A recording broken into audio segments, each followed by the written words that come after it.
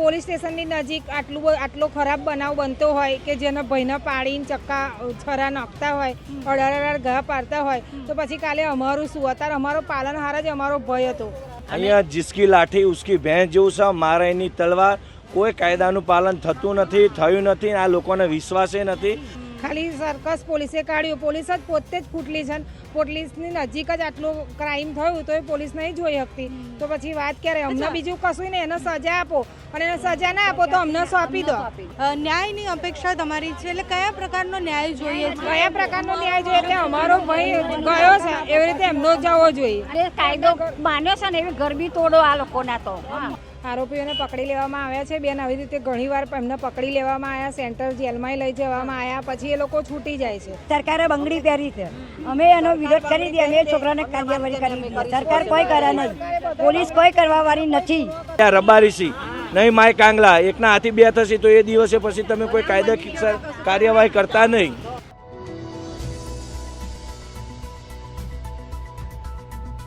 નમસ્કાર, આપની સાથે હું છું પાયલ. ગોમતીપુર વિસ્તારમાં છું. થોડા દિવસ પહેલાં જ મહેશ રબારીની હત્યાનો પ્રયાસ અને એ કેસમાં હવે સમાજમાં ખૂબ આક્રોશ છે. મહિલાઓ પણ અહીંયા, કારણ કે પોલીસ સ્ટેશન થોડુંક જ દૂર છે, પરિવારજનો બધા જ ભેગા થયા છે, ન્યાયની માંગણી સાથે ભેગા થયા છે. પરિવારજનો સાથે વાત કરવી છે. શું નામ છે આપનું? મારું નામ રેખાબેન મફતભાઈ રબારી. અને રેખાબેન, તમે એમના બેન છો? હા, એમની બેન છે. અચ્છા, આજે આખો સમાજ ભેગો થયો છે પોલીસ સ્ટેશન, ન્યાયની માંગણી સાથે ભેગા થયા છે. કયા પ્રકારનો ન્યાય જોઈએ છે? કારણ કે આરોપીઓને તો પકડી લેવામાં આવ્યા છે, રિકન્સ્ટ્રક્શન થઈ ગયું છે, જેટલી કલમો દાખલ કરવાની હતી એ કરી દીધી છે. આરોપીઓને પકડી લેવામાં આવ્યા છે. બેન આવી રીતે ઘણીવાર એમને પકડી લેવામાં આવ્યા, સેન્ટ્રલ જેલમાં લઈ જવામાં આવ્યા, પછી એ લોકો છૂટી જાય છે. છૂટીને પછી આ જે ક્રાઇમ કરે છે એ તો કરે જ છે, બરાબર. આટલું પોલીસ સ્ટેશનની નજીક આટલો ખરાબ બનાવ બનતો હોય કે જેને ભયને પાડીને ચક્કા છરા નાખતા હોય, અડાર ઘા પાડતા હોય, તો પછી કાલે અમારું શું? અત્યારે અમારો પાલનહાર જ અમારો ભય હતો. ગાયો ભેંસોનું એ કરતો હતો, એમાંથી અમારું ઘર ચાલતું હતું. અત્યારે અમારા ઘરનો મોભો જ પડી ગયો તો અમે શું કરીએ? અને અત્યારે 4 દિવસથી રીબાય તો જે સિરિયસ કન્ડિશનમાં હતો, તો એ કોઈ પોલીસ કે કોઈ કશું કરતું જ નહોતું. કોઈ કાર્યવાહી થઈ નહીં. એ ભાઈ એ જેવા ફરત એવા ને એવા જ હતા. ખાલી સર્કસ પોલીસે કાઢ્યું. પોલીસ જ પોતે જ ફૂટલી છે. પોલીસની નજીક જ આટલું ક્રાઇમ થયું તો એ પોલીસ નહીં જોઈ શકતી. તો પછી વાત ક્યારે? અમને બીજું કશું ને, એને સજા આપો, અને એને સજા ના આપો તો અમને સોંપી દો. સરકારથી ના થાય તો અમને લેડીઝ તો ચૂપી દે. સરકારે બંગડી પહેરી છે, અમે એનો વિરોધ કરી દઈએ, અમે છોકરાને કાર્યવાહી કરી દીધી. સરકાર કોઈ કરે નહીં, પોલીસ કોઈ કરવા વાળી નથી. કેટલાય દિવસથી અમે કહી સરકાર બંગડી પહેરી, અમે ગુજરાતી લેડીઝો બધું અમે કરી શકીશું. અમે ગુજરાતની લેડીઝો બધા કરી શકીશું. સરકારી કોઈ સાંભળતા નથી. મળેલા છે, પૈસા ખાધેલા છે, એ લોકો એમની ઝૂંપડપટ્ટી પાડી નથી, એમના મકાન નથી પાડ્યા. એ લોકો એમને જીવતા જોઈએ. અહીંયા જિસકી લાઠી ઉસકી ભેંસ જેવું છે, મારે એની તલવાર. કોઈ કાયદાનું પાલન થતું નથી, થયું નથી. આ લોકોને વિશ્વાસે નથી. સામે દારૂનો ધંધો ચાલી રહ્યો છે અને ધમધમાટ ચાલી રહ્યો છે. દારૂના હપ્તા પણ જાય છે, પોલીસ હપ્તા પણ ખાય છે. પોલીસે ઈરાદાપૂર્વક ડિવાઈડર જે હતું એ 2 દિવસ પહેલાં ટેકનિકલ ખામી છે એવું કરીને કાઢી લીધું છે. એટલે અમને 100% વિશ્વાસ છે કે પોલીસ આમાં સંડોવાયેલ છે. બાકી એની તાકાત નહીં કે આવી સરેઆમ 19 ઘા પોલીસ સ્ટેશનની નજીકમાં હોવાને કોઈને મારી નાખે. મહેશભાઈ અને આ લોકો જેટલા પણ આરોપીઓ છે એ લોકો એકબીજાને પહેલેથી ઓળખતા હતા? હા, અમારી બાજુમાં જ રહે છે એટલે ઓળખે જ ને.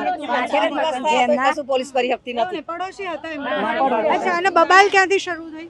આ દારૂના ધંધાની જ આવી રીતે દારૂ ખુલ્લેઆમ વેચે એટલે મહેશભાઈ બોલતા હતા કે આવું સરે આમ ધંધો કરો છો, સામે પોલીસ સ્ટેશન છે, ગંદી ગારો બોલે, દારૂડિયા જાય. એટલે મહેશભાઈ ને એવું બધું ગમતું નતું. એ રાત્રે શું થયું જે દિવસે હત્યા થઈ? એ દિવસે એ રાત્રે કશું નહીં, સવાર 3:30-4 વાગ્યાના સમયમાં મહેશભાઈ ને એમ કહ્યું કે તું ભાઈ આવી રીતે અહીંયા આવી, તને અમારાથી પ્રોબ્લેમ હોય તો એનું સમાધાન કરીએ. એટલે મહેશભાઈ નિસ્વાર્થ એમની જોડે ખાલી એમની વાત સાંભળવા જ ગયા, એમાં છેતરીને આ લોકોએ ઘા કર્યો. આની પહેલા એ વચ્ચે કઈ બબાલ થઈ છે? મતલબ બબાલ બીજું કશું નહીં, આ દારૂનો જ વિરોધ ઉઠાવતો તો એ જ તકલીફ હતી એ લોકોને. બીજી કોઈ બબાલ નહીં, કોઈ અમારે એમની જો દુશ્મની નથી. પણ ખાલી બસ આ દારૂનો એવો વારે ઘડીએ અમારો ભાઈ એને કહેતો હતો કે આ અમારા વિસ્તારમાં નહીં એમ. સારા કામમાં હતો મારો ભાઈ, સારા જ કામમાં હતો બધાયના. એને નતું ગમતું કે આ દારૂનો ધંધો તો આ પોલીસ સ્ટેશન અમે 35-40 વર્ષથી આવો ખુલ્લે આમ જ ચાલુ છે, તો એ કોઈ કશું પોલીસ કશું એક્શન લેતી નથી. અને અત્યારે અમારો ભાઈ એના વિરુદ્ધ હતો એટલા માટે એ લોકોએ છેતરીને આવી રીતે માર્યો છે. મીટરની દૂરી પર જ આ બધું કાંડ બન્યો છે. પોલીસ જાગૃત આવે બને પોલીસ જાગૃત એવો એનો મરવો જોઈએ. અમને મારવો જોઈએ અને બહાર કાઢે સરકારથી ના થાય તો અમને સોંપી દે અમે કરીએ.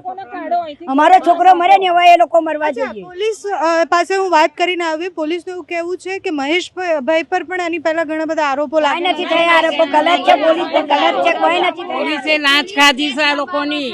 પોલીસ મહેશભાઈ ગૌરક્ષક હતા, ગાયો માટે એમને 2-3 વાર લડાઈ લડી અને આ દારૂ ધંધો બંધ કરવાનું મહેશભાઈનું કામ નહીં, એ પોલીસનું કામ છે.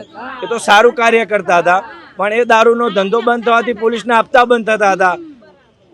એટલા માટે બહુ લાંચ ખાધી એટલે પોલીસની લાપરવાહી બહુ છે આમાં, બેદરકારી. કરીને બોલો. સપોર્ટો તરત આ લોકો આ કામ કરે ને નહીં તો પોલીસ સ્ટેશન સામે આવું બને ખરું. પોલીસ સ્ટેશનની સામે એક્ઝેક્ટ આ બધું બન્યું છે કાંડ. એ લોકોએ લોજ પોલીસ ના કરી શકે, પોલીસે બંગડી સરકારે પહેરી હોય. ચોરોને પકડવા માટે જે આવતા હતા કસાઈ એને રોકવા માટે જતા હતા એટલે પોલીસ આવતે પકડતા હતા અને આવું કાંડ કરતા હતા એ લોકો. એ સરકારથી ના થાય તો અમને સોંપી દે. અમે કરીએ લેડી ગુજરાતની. પોલીસ લગન મેમરી કાર્ડ અને મેમરી બધું આવી ગયું કેમેરા પોલીસે દબાઈ દીધું છે બધું. માર્યો છે મારા ભાઈનો કેમેરા બધું આવી ગયું. તો અમને સોંપી દે. સરકારે બંગડી પહેરી. એક મિનિટ એક કરીને ન્યાયની અપેક્ષા તમારી છે, એટલે કયા પ્રકારનો ન્યાય જોઈએ છે? કયા પ્રકારનો ન્યાય જોઈએ એટલે અમારો ભાઈ ગયો છે એવી રીતે એમનો જ જવો જોઈએ. તોડો એમનો જે કાયદો બાંધ્યો છે ને એવી ગરબી તોડો આ લોકોના તો. એટલે ફરી આવું કરે નહીં. ફરિયાદ દારૂનો ધંધો ના થવો જોઈએ. એ દારૂનો ધંધો ચાલે છે, એ ગલ્લો હટાવી એનું જે મકાન છે એ પાડી દે અને આવા બીજા જે એને સપોર્ટ કરે છે એ લોકોને અહીંથી દૂર કરીને આ લોકોને બાંયધરી આપો પોલીસ કે આવો નેક્સ્ટ ટાઈમ આવો બનાવ નહીં બનાવ. જો બનશે તો એની જવાબદાર પોલીસ રહ્યા, કાં તો પછી આ લોકો કાયદો હાથમાં લે યા રબારી સી નહીં માય કાંગલા એકના હાથી 2 થશે તો એ દિવસે પછી તમે કોઈ કાયદાકીય કાર્યવાહી કરતા નહીં.